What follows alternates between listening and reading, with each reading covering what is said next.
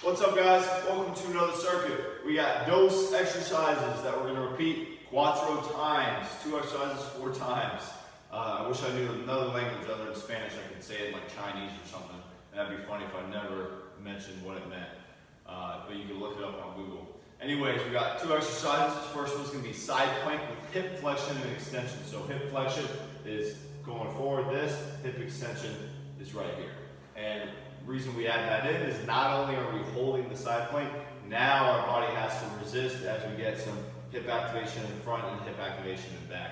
Nothing too crazy, and I'll show exactly what that looks like. That's going to be 6 each. Then we have supine backpack pullover, 2 on. We're going to be lying on our back, holding the bag, pulling over, activating our lats, backside of our body, and that one. Great exercise for 10 repetitions. Exercise 1, side plank. This can be done in any of our side plank variations, meaning I either bend this bottom knee and the top knee is straight, the top leg is straight, and I lift here, and we can do the same thing, lift the leg. Whenever I do hip flexion now, I'm not going super far in front or super far in back, because a lot of times I can alter the position I'm in. You can see my back is arched, shoulders forward, everything. Just get a side plank position and slight hip flexion activating the front and slight hip extension.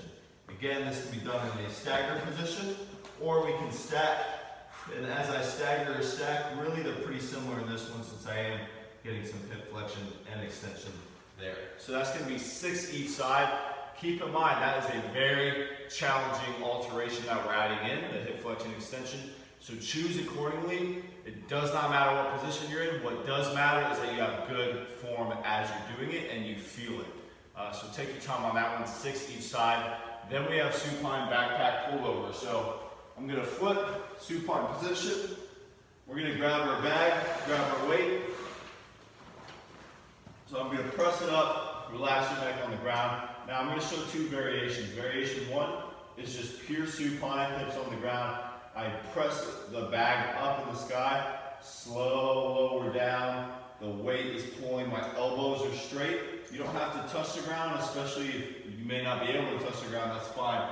But if you look at my low back, it may look like I'm arching, but I want to press my low back into the ground. You see, now I'm definitely arching.